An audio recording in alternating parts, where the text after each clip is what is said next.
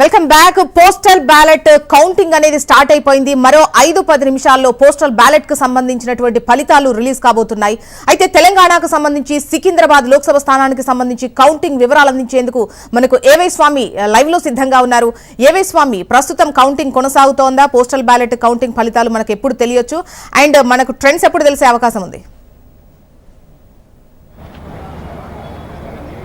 జోష్నా, మేము Secunderabad Wesley college CSI college కాంపౌండ్లో ఉన్నాము. ఇక్కడ మల్కాజ్గిరి లోక్సభ స్థానంతో పాటు సికింద్రాబాద్ కంటోన్మెంట్ అసెంబ్లీ ఎలక్షన్స్ల కౌంటింగ్ ఇక్కడ జరుగుతుంది. కొద్దిసేపటి క్రితమే పోస్టల్ బ్యాలెట్ కౌంటింగ్ అయితే ప్రారంభమైంది. ఒకవైపు మల్కాజ్గిరి లోక్సభ నియోజకవర్గం సంబంధించి ఒకవైపు నగర వ్యాప్తంగా 2 చోట్ల కౌంటింగ్ జరుగుతుంటే దాంతోపాటు కేవలం సికింద్రాబాద్ కంటోన్మెంట్ సంబంధించినటువంటి అసెంబ్లీ నియోజకవర్గం సంబంధించినటువంటి కౌంటింగ్ కూడా ఇక్కడే కొనసాగుతుంది. ఇక్కడ సికింద్రాబాద్ కంటోన్మెంట్లో సిట్టింగ్ ఎమ్మెల్యే లాస్య ఆనందిత మరణంతో ఇక్కడ బై ఎలక్షన్స్ ఏర్పడింది.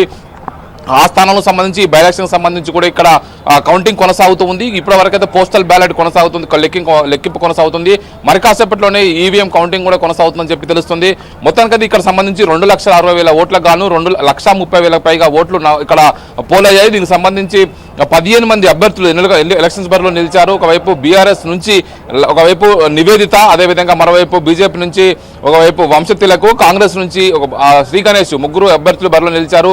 మొత్తానికి ఈ కంటోన్మెంట్ బై ఎలక్షన్ సంబంధించి కూడా కాంగ్రెస్ పార్టీకి అత్యంత ప్రతిష్టాత్మకంగా మారింది. మొన్న జరిగినటువంటి అసెంబ్లీ ఎలక్షన్స్ లో గ్రేటర్ పరిధిలో కాంగ్రెస్ పార్టీ ఒక్క స్థానం కూడా గెలుపొందకపోవడంతో కూడా ఈ స్థానంలో పట్టు నిలుపుకొని ఖచ్చితంగా హైదరాబాద్ లో కాంగ్రెస్ పార్టీ అభ్యర్థి గెలుపు కోసం పార్టీ అయితే తీవ్రంగా కృషి చేసింది. పోయినసారి బీజేపీ నుంచి పోటీ చేసినటువంటి శ్రీ గణేష్ ని ఈసారి కాంగ్రెస్ పార్టీ అభ్యర్థిగా అతను బరిలో నిలిపారు. శ్రీ గణేష్ కాంగ్రెస్ పార్టీ అభ్యర్థిగా కంటోన్మెంట్ నుంచి పోటీ చేశారు. వంశతిలకు బీజేపీ నుంచి పోటీ చేస్తే చనిపోయినటువంటి లాస్య నందిత సోదరి లాస్య నివేదిత సాయన్నను ఈసారి బీఆర్ఎస్ పార్టీ బరిలో నిలిపింది. తమ సిట్టింగ్ స్థానాన్ని కాపాడుకోవడం కోసం బీఆర్ఎస్ పార్టీ ప్రయత్నం చేస్తుంది. గ్రేటర్ పరిధిలో ప్రధానంగా మల్కాజ్గిరి లోక్సభ నియోజకవర్గం పరిధిలో 7 అసెంబ్లీ స్థానాల్లో బీఆర్ఎస్ పార్టీ అభ్యర్థులే మొన్న అసెంబ్లీ ఎలక్షన్స్ లో విజయం సాధించారు. రోడ్డు ప్రమాదంలో లాస్య నందిత చనిపోయిన తర్వాత ఆమె సోదరికి బీఆర్ఎస్ పార్టీ బై ఎలక్షన్స్ లో అవకాశం కల్పించారు. ఒకే దాదాపుగా 6-7 నెలల వ్యవధిలోనే, సంవత్సరం వ్యవధిలోనే ఆ కుటుంబంలో ఇద్దరు గతంలో సిట్టింగ్ ఎమ్మెల్యేగా ఉన్నటువంటి సాయన్న మరణంతో మన సాధారణ అసెంబ్లీ ఎన్నికల్లో వాళ్ళ కూతురు లాస్య నందితకు అవకాశం కల్పించారు. ఆమె కూడా మరణించడంతో బీఆర్ఎస్ పార్టీ ఆమె స్థానంలో ఆమె సోదరి నివేదితకు అవకాశం కల్పించారు. మొత్తానికి దాదాపు ఇక్కడ 14 టేబుల్స్ ఏర్పాటు చేశారు. 17 రౌండ్లలో పూర్తి స్థాయిగా ఎలక్షన్ కౌంటింగ్ 3 గంటల లోపు ఫలితం వచ్చే అవకాశం ఉన్నట్టుగా మనకు తెలుస్తుంది. ప్రతి గంటకు దాదాపుగా 4 రౌండ్ల కౌంటింగ్ బయటకు వస్తుందని చెప్పేసి మనకు సమాచారం అందుతుంది. మొత్తం 230 పైనటువంటి పోలింగ్ బూత్లకు సంబంధించి ఇక్కడ దాదాపుగా 1,30,000 పైగా ఓట్లు పోలయ్యాయి. 50% పైగా ఓటర్లు తమ ఓటు హక్కును వినియోగించుకున్నారు. ఒకవైపు లోక్సభ ఎలక్షన్ సంబంధించినటువంటి ప్రాసెస్ తో పాటు ఈ కంటోన్మెంట్ బై ఎలక్షన్ సంబంధించిన విషయం కూడా ఈ రోజే ఇక్కడనే ఆ కౌంటింగ్ కూడా కొనసాగుతుంది. కంటోన్మెంట్ పరిధిలో ఒకవైపు లోక్సభకు సంబంధించినటువంటి కౌంటింగ్, అదేవిధంగా అసెంబ్లీ కౌంటింగ్ రెండు కూడా సమాంతరంగా ఇక్కడ అధికారులు కౌంటింగ్ సంబంధించిన ఏర్పాటు అయితే చేశారు. దానికి సంబంధించి ఏజెంట్స్ అందరూ కూడా 2 వైపులా కూడా ఒకవైపు అసెంబ్లీ ఎలక్షన్స్ సంబంధించి, మరోవైపు లోక్సభ సంబంధించిన కౌంటింగ్ అయితే కొనసాగుతుంది. మరోవైపు సికింద్రాబాద్ పార్లమెంట్ కు సంబంధించి కూడా నగర వ్యాప్తంగా 5 చోట్ల కౌంటింగ్ ఏర్పాటు చేశారు. అత్యంత ప్రతిష్టాత్మకంగా ఉన్నటువంటి సికింద్రాబాద్ పార్లమెంట్ నియోజకవర్గం సంబంధించి చూసుకుంటే మనకు ఈసారి బీజేపీ నుంచి కేంద్ర మంత్రి కిషన్ రెడ్డి మరోసారి పోటీ చేశారు. బీఆర్ఎస్ నుంచి ఒకవైపు మాజీ deputy speaker sitting Secunderabad MLA Padmarao Goud బరిలో దిగారు. మరోవైపు కాంగ్రెస్ నుంచి ఖైరతాబాద్ కాంగ్రెస్, ఒకవైపు బీజేపీ బీఆర్ఎస్ ఎమ్మెల్యే గెలిచినటువంటి మాజీ మంత్రి దానం నాగేందర్ కు కాంగ్రెస్ పార్టీ అవకాశం కల్పించింది. ఒకవైపు 42 మందికి పైగా అభ్యర్థులు రాష్ట్రంలోనే అత్యధికంగా సికింద్రాబాద్ లోక్సభ సెగ్మెంట్ నుంచి పోటీ చేస్తూ ఉన్నారు. దేశంలోనే దాదాపు 27 లక్షలకు పైగా ఉన్నటువంటి ఓటర్లు ఉన్నటువంటి ఈ సికింద్రాబాద్ లోక్సభ సెగ్మెంట్ కు సంబంధించి కూడా చాలా మంది ఇప్పుడు 3 పార్టీలు కూడా హోరాహోరీగా ఎలక్షన్స్ లో తలపడుతున్నాయి. సిట్టింగ్ స్థానాన్ని కాపాడుకోవాలని చెప్పేసి భారతీయ జనతా పార్టీ కేంద్ర మంత్రి కిషన్ రెడ్డి ప్రయత్నం చేస్తుంటే ఖచ్చితంగా ఈసారి ఎలక్షన్ లో గెలిచి సత్తాచారాలన్న ఉద్దేశంతో బీఆర్ఎస్ పార్టీ సీనియర్ నాయకుడు తెలంగాణ ఉద్యమకాల నుంచి పనిచేసినటువంటి పద్మారావు గౌడ్ ని ఎలక్షన్స్ లో బరిలో నిలిపింది. మరోవైపు కాంగ్రెస్ పార్టీ అనూహ్యంగా బీఆర్ఎస్ పార్టీ నుంచి గెలిచినటువంటి దానం నాగేందర్ ని కాంగ్రెస్ పార్టీలోకి చేర్చుకొని ఆయనకు టికెట్ ఇచ్చి ఎలక్షన్ బరిలో నిలిపింది. మొత్తానికి దీనికి సంబంధించినటువంటి ఈ సికింద్రాబాద్ లోక్సభ సెగ్మెంట్ లో ఉన్నటువంటి నియోజకవర్గాల్లో దాదాపుగా ఒకటి నాంపల్లి, ఒకవైపు గోషామాల్ తప్పిస్తే మిగతా అన్ని కూడా బీఆర్ఎస్ పార్టీ అభ్యర్థుల విజయం సాధించారు. దాదాపు 5 స్థానాలకు సంబంధించి బీఆర్ఎస్ పార్టీ అభ్యర్థులే ఉన్నారు.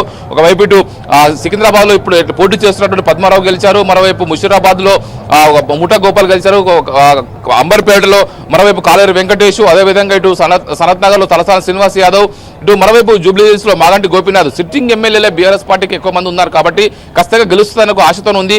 బీఆర్ఎస్ పార్టీ నుంచి గెలిచినటువంటి దానం నాగేందర్ని కాంగ్రెస్ పార్టీలోకి చేర్చుకొని కాంగ్రెస్ పార్టీ లోక్సభ అభ్యర్థిగా బరిలో నిలిపి పోటీ చేస్తుంది. మొత్తానికి ఎవరికి వారికి 3 పార్టీలు కూడా హోరాహోరీగా పోటీ చేస్తున్నాయి. ఒకవైపు 2 జాతీయ పార్టీలు బీజేపీ, ఒకవైపు కాంగ్రెస్ పార్టీ మధ్యన బీఆర్ఎస్ పార్టీ ఈసారి ఖచ్చితంగా లోక్సభ ఎలక్షన్స్ లో సత్తా చాటడానికి ఒక ప్రయత్నం అయితే చేస్తూ ఉంది.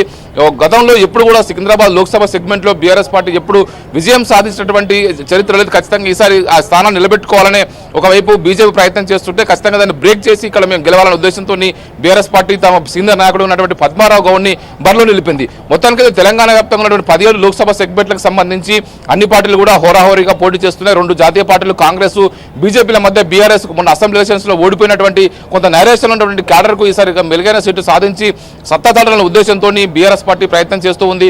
ఎవరికి వారు ఎగ్జిట్ పోల్స్ అంచనాలు ముఖ్యంగా ఇక్కడ కంటెస్ట్ చేస్తున్నటువంటి వాళ్ళు ఎమ్మెల్యేలే మళ్ళీ బరిలో దిగినప్పటికీ మరోవైపు అటు కంటోన్మెంట్ అసెంబ్లీకి సంబంధించి ఆ సింపతి వర్కౌట్ అవుతుందా లేదా, ఇటువంటి అంచనాల నడుమ ముఖ్యంగా పార్టీల హోప్స్ ఏ విధంగా ఉన్నాయి, అభ్యర్థుల హోప్స్ ఏ విధంగా ఉన్నాయి?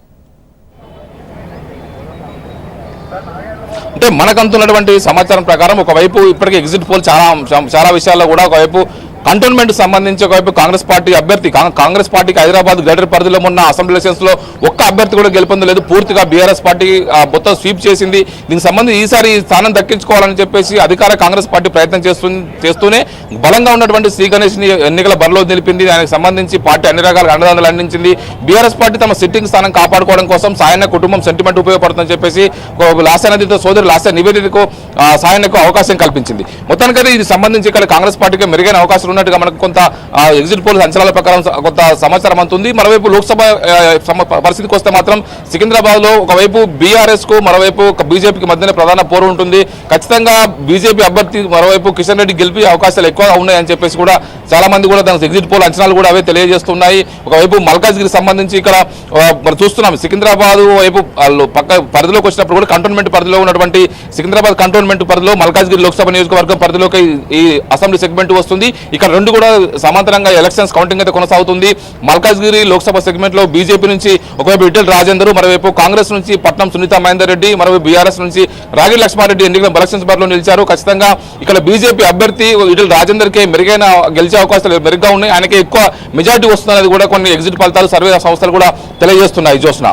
ఓకే, రైట్ ఏవై స్వామి, అది సికింద్రాబాద్ కంటోన్మెంట్ అదేవిధంగా సికింద్రాబాద్ లోక్సభ సెగ్మెంట్స్ కు సంబంధించి కౌంటింగ్ కు సంబంధించి సికింద్రాబాద్ వెస్లీ కాలేజ్ నుంచి మనకు వివరాలు అందించారు. అక్కడే మల్కాజ్గిరి